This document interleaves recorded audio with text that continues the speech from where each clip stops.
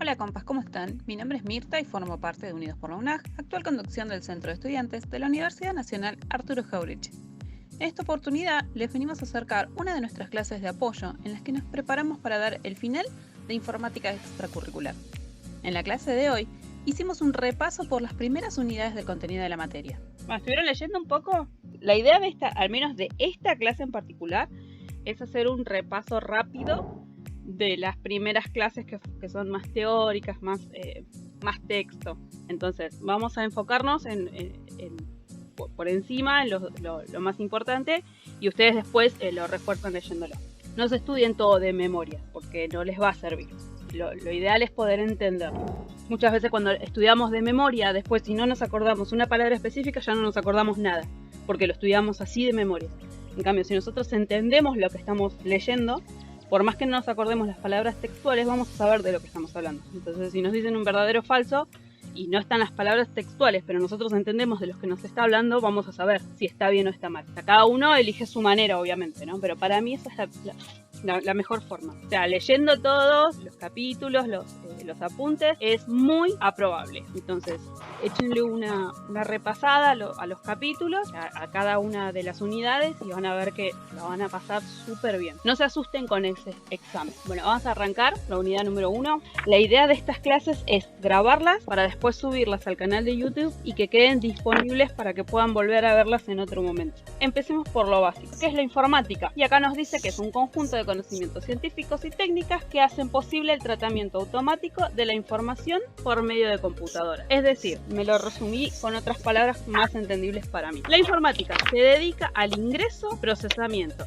y transmisión de datos. Yo después, lo que no esté en el Power, yo se los escribo, después se los paso. Y en la informática tenemos datos e información. Los datos son la representación simbólica de un atributo, que puede ser un número, una fecha, una palabra u otra variable. Y la información es el conjunto organizado de datos procesados que forman un mensaje que cambia el estado de conocimiento de quien lo recibe. Hablando en criollo, por ejemplo, soy un policía, te hago una parada de tránsito. Yo quiero saber si vos tenés antecedentes. Entonces yo necesito saber la información tuya. Los datos son tu nombre, tu apellido, tu dirección, tu DNI, tu fecha de nacimiento.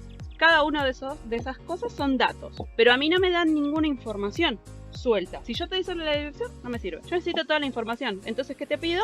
Tu DNI. Y en el DNI tengo tu nombre, tu apellido, tu dirección, tu número de documento, tu fecha de nacimiento. Entonces, tu DNI es la información que yo necesito. ¿Sí? Es el conjunto de datos que a mí me sirven para obtener la información que yo estoy buscando. Acá, por ejemplo, nos da el ejemplo de la temperatura en Florencio Varela. La temperatura es un dato, al igual que la presión y que la humedad. Todo eso separados son datos, pero juntos son la información que a mí me lleva a saber el pronóstico de Varela. Esa información solo me sirve para saber el pronóstico de Varela, no me va a servir para saber el pronóstico de Verazategui porque van a tener otros datos, ¿sí? Ustedes busquen la manera de asociar la información para que a ustedes les sea más fácil poder entenderlo. Entonces, el procesamiento es la informática. Es el procesamiento de datos que se transforman en información. Vamos a la computadora. La computadora es una máquina electrónica que recibe y procesa datos para convertirlos en información conveniente y útil. Entrada, procesamiento, salida. Yo le cargo toda la información a la computadora que la va a procesar y me va a entregar un documento con todo el listado de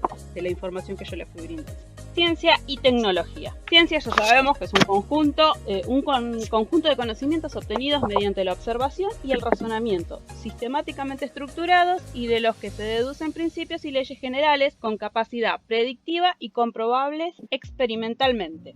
Técnica es el procedimientos o recursos que se usan en el arte, en la ciencia o en otras actividades, en especial cuando se adquiere por medio de prácticas y requiere habilidad. Tiene por objetivo obtener un resultado determinado y efectivo. Y tecnología es el conjunto de teorías y de técnicas que permiten el aprovechamiento práctico del conocimiento científico. En la informática convergen los fundamentos de la computación, la programación y las metodologías para el desarrollo de software. Las redes de datos, la arquitectura de las computadoras, la inteligencia artificial y ciertas áreas de la electrónica. Se puede decir que la informática es la unión de todas estas disciplinas. Acá tenemos un poco de historia, qué fue la primera computadora, quién la creó, cuándo, por qué, cómo fue evolucionando. Todo esto está en la primera unidad. Y acá tenemos los tipos de computadora. Computadora personal, computadoras portátiles, modelos de computadoras, que también entran las tablets, los notebooks, netbooks, videojuegos también, consola de videojuegos, un sistema de entretenimiento diseñado para ejecutar juegos, que es un ejemplo de supercomputadora. Yo quería preguntar cuál era la diferencia entre computadoras centrales y supercomputadoras. Macrocomputadoras tienen una enorme capacidad de procesamiento de datos y son utilizadas principalmente por organismos de gobierno y empresas que manejan grandes cantidades de información. Es una gran computadora. En cambio, las supercomputadoras son en realidad un conjunto de computadoras que se unen para aumentar su capacidad. La PC lleva su nombre por Personal Computer, la computadora personal, y es un tipo de computadora multipropósito cuyo tamaño, funcionalidad y precio la hacen apta para el uso individual. O sea que significa que cualquier persona con disponibilidad económica puede comprarse una computadora. Puede haber una computadora hoy en día en cualquier casa. Los componentes de la computadora, los clásicos componentes son el gabinete, teclado, mouse y monitor. El gabinete es la caja en donde tenemos memoria, el disco rígido, la placa de video si la tuviera. El cerebro de la computadora está dentro del gabinete. Teclado sabemos lo que es, mouse y monitor. Además se le pueden agregar periféricos adicionales que pueden ser la impresora, un escáner, parlante, micrófono, cámara, joystick para jugar. Dentro del gabinete está la cabeza de la computadora, el cerebro, fuente de alimentación, que es lo que le genera la electricidad suficiente para que se pueda encender, ventilador o cooler, que es lo que refrigera, lo que mantiene fresca la computadora, memoria RAM, que es el almacenamiento de la computadora, placa madre, que es un circuito en donde van conectados todas las partes, la placa de video, la placa de sonido, todo eso va conectado a esta placa madre. Tarjeta gráfica y el CPU es el cerebro de la computadora. Además también tenemos el disco rígido, que es un dispositivo de gran capacidad de almacenamiento de datos. Hardware y software. Esto presta confusión. No sé cuál es cuál, me mareo y hoy ahora, ¿qué hago? La forma más fácil de saber qué es qué es cortar la primera parte. Hard en inglés es duro y soft es blando. Hardware es la parte dura y tangible, lo que yo puedo tocar de una computadora. Todo lo que yo puedo tocar. El mouse, el teclado, el monitor, el CPU, la placa. Y el software es todo lo que está en todos los programas que hacen funcionar la computadora. ¿Sí? Es todo aquello que no puedo ver, pero está obviamente, ¿sí? Claro. Esto obviamente después ustedes quieren la definición más técnica, está obviamente en el Power. Hardware es el conjunto de elementos físicos o materiales que constituyen una computadora o un sistema informático. Tenemos un básico de componentes indispensables y un complementario que es para realizar funciones específicas no imprescindibles. Tenemos algunos ejemplos: dispositivos de entrada, que son teclado, mouse, escáner, micrófono, cámara. De salida, monitor, impresora, parlantes, auriculares. Entendemos la diferencia entre entrada y salida, ¿verdad? Dispositivos de entrada y salida. Sí. En la entrada ingresamos los datos, como en el teclado que escribimos datos, información, texto. Y lo de salida vendría a ser la pantalla que nos muestra el resultado de la información. Exactamente. Dispositivos de entrada y de salida que cumplen la misma función. Por ejemplo, la multifunción, que son las impresoras que escanean e imprimen. Y los auriculares con micrófono, que tienen entrada de sonido y al mismo tiempo salida de sonido. Dispositivos de almacenamiento, disco duro, pendrive, memoria RAM, CD, DVD, Blu-ray. Bueno, dispositivos de comunicación, modem, router, cable de red, fibra óptica y antena Wi-Fi. Dispositivos de procesamiento, microprocesador. Y el software es lo que les decía hoy, la parte blanda, por decirlo de alguna manera, es lo que no podemos tocar. Parte no tangible de un sistema informático compuesta por sus aplicaciones y programas. Los podemos clasificar en software de programación, de aplicación y de sistema. De programación, herramientas que permiten a los programadores desarrollar programas informáticos, por ejemplo, los editores de lenguaje de programación y los compiladores. Por ejemplo, estudiantes de ingeniería en informática, esto lo van a ver y mucho. De aplicación, que permite a los usuarios llevar a cabo tareas específicas, por ejemplo, aplicaciones de oficina, software educativo, médico y de diseño asistido, procesador de texto, planillas de cálculo, editores de imágenes, entre otros. De sistema, gestiona los elementos del hardware y provee servicios al resto del software. Memoria. Una de las funcionalidades de la mayoría de las computadoras, además de recibir datos, procesarlos y devolverlos, es el almacenamiento. Entrada, procesamiento, el procesamiento va y viene con la memoria y después va a la salida. Dispositivo que retiene, memoriza o almacena datos informáticos durante algún tiempo. Y ahí tenemos los dos tipos de memoria, volátil y no volátil. Memoria volátil es la memoria que necesita alimentación de energía eléctrica para mantener los datos almacenados. Lo llevo a un ejemplo como el del policía de hoy y asocio volátil. Imagínense que están en una mesa escribiendo y tienen todas las hojas arriba de la mesa. Sus hojas son su memoria volátil. ¿Volátil por qué? Porque vuela. Abro la puerta, entra viento, se me fue todo lo que estaba escribiendo. Lo perdí.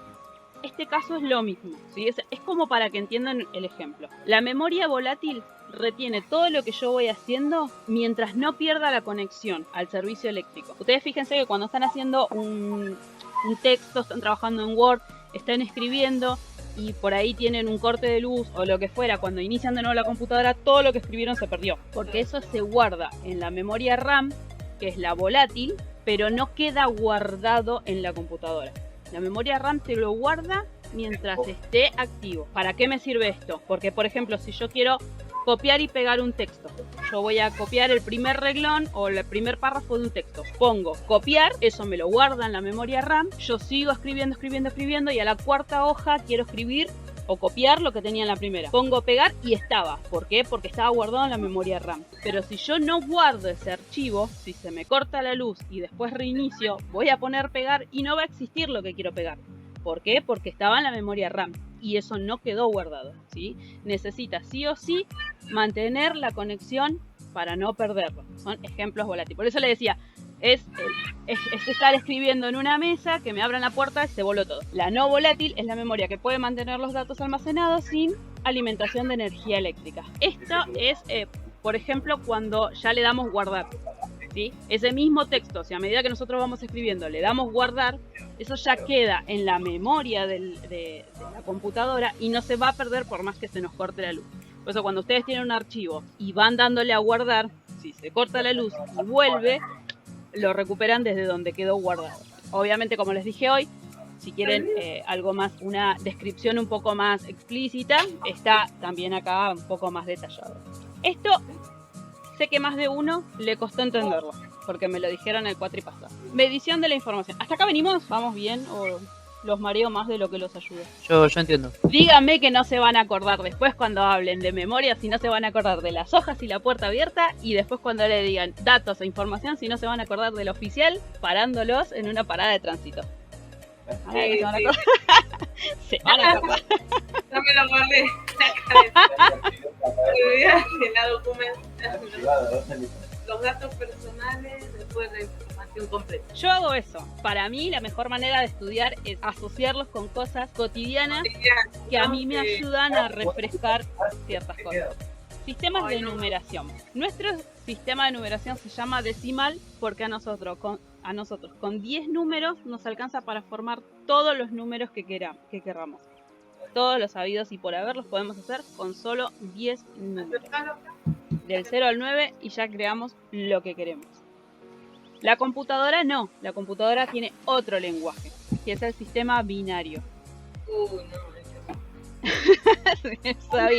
Sabía porque el año pasado me pasó que costaba esta parte.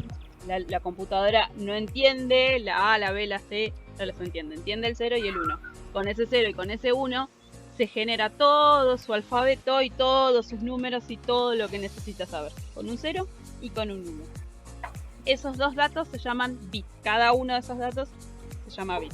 Bit es la unión de dígito binario. Solo necesita un 0 y solo necesita un 1 para generar todo su lenguaje.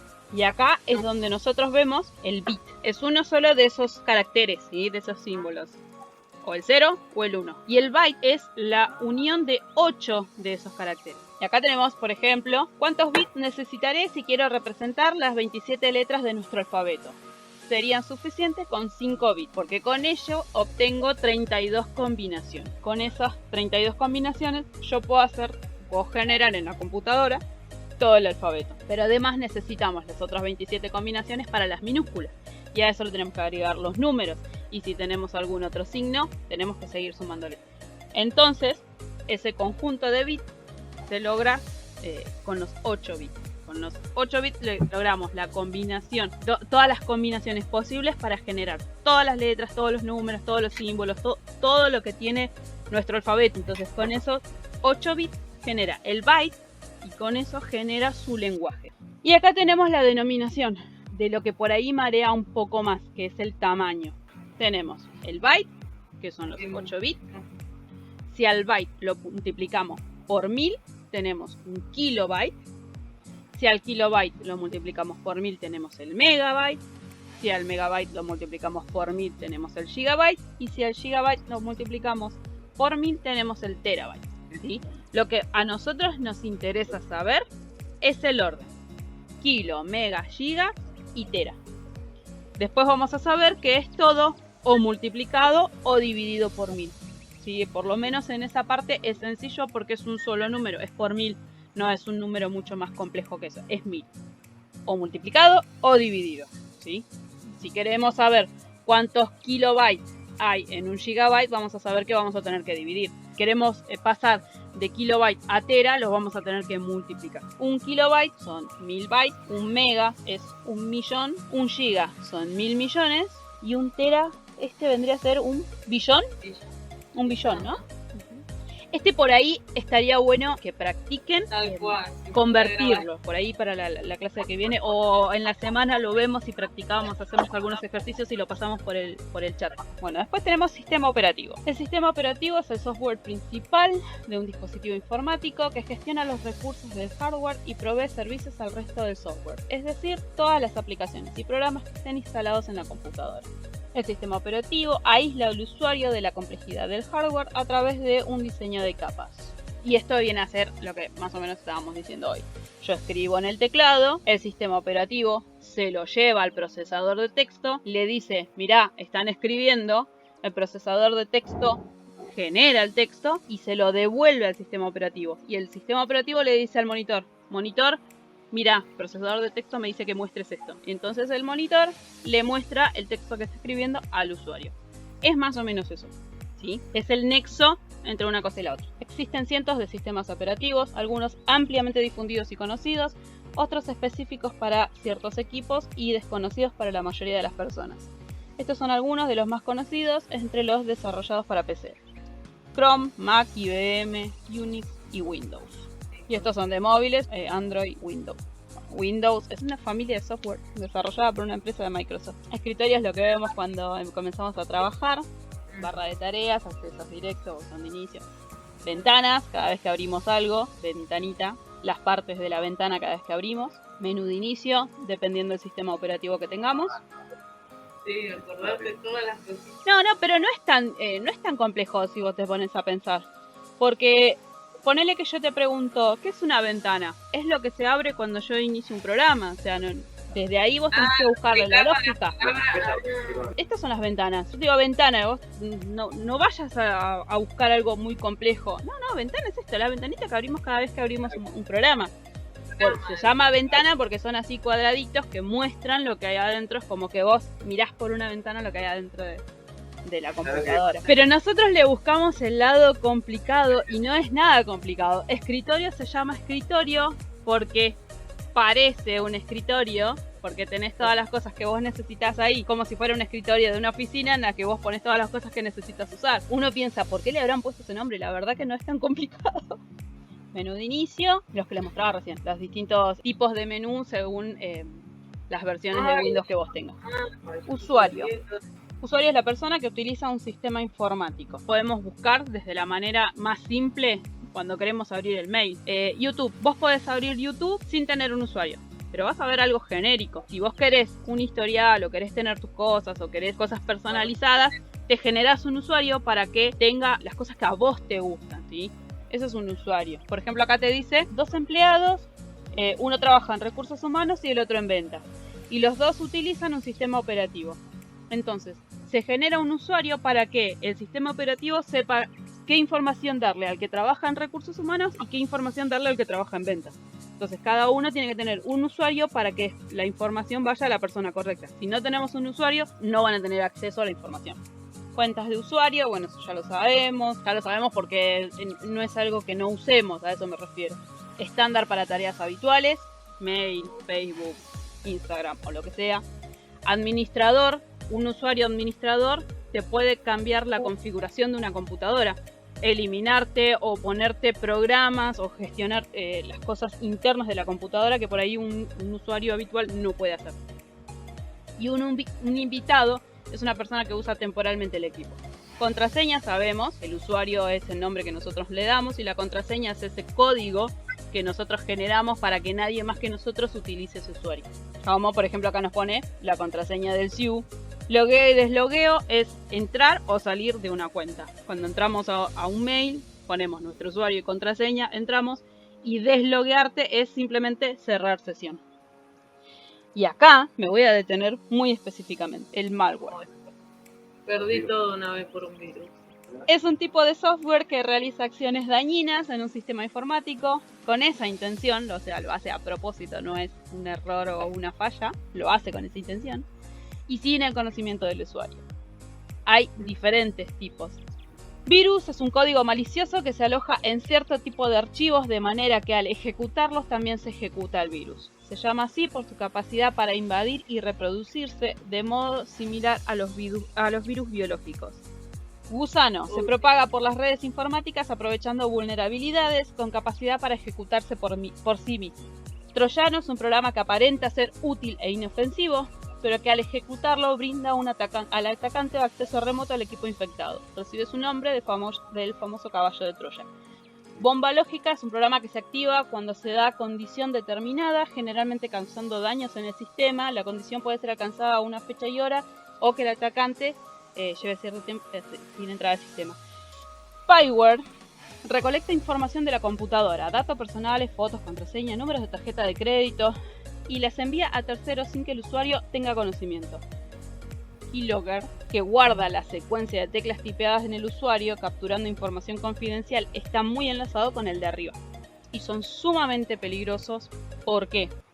Porque el de abajo guarda toda la secuencia de teclas tipeadas y el de arriba te roba toda la información. Entonces, el de abajo te guardó. Cuando entraste, entre el de abajo y el de arriba, te guardan la información de cuando entraste a tu mail en el mejor de los casos, y el de abajo se fija qué secuencia vos tipeaste cuando entraste al mail y de ahí sacan la contraseña. Hay dos formas de protegernos: la forma activa y la forma pasiva. La forma activa es descargando filtros y antivirus que lo que hacen es evitar que entren estos virus en tu computadora, y si entraron, limpiarlos automáticamente o al menos informarte que hay cierto virus para que vos puedas tomar medidas y limpiar tu computadora. Y la forma pasiva es no entrar a páginas que no conoces, no descargar enlaces desconocidos o sospechosos, y usando contraseñas súper seguras y si se puede más de una contraseña. El mail, por ejemplo, vos tenés la contraseña y después agregar el mail y el teléfono y alguna que otra medida más de seguridad. Y hasta acá la clase de apoyo del día de hoy. Esperamos que les sirva y que los ayude para prepararse para el examen, y si tienen alguna sugerencia para futuras clases, no duden en dejar su comentario en el video. Si quieren participar de nuestros grupos de apoyo, pueden comunicarse con nosotros a cualquiera de nuestras redes sociales. Nos estaremos encontrando en nuestra próxima clase y ya saben, sigamos cuidándonos, unidos desde casa, unidos siempre.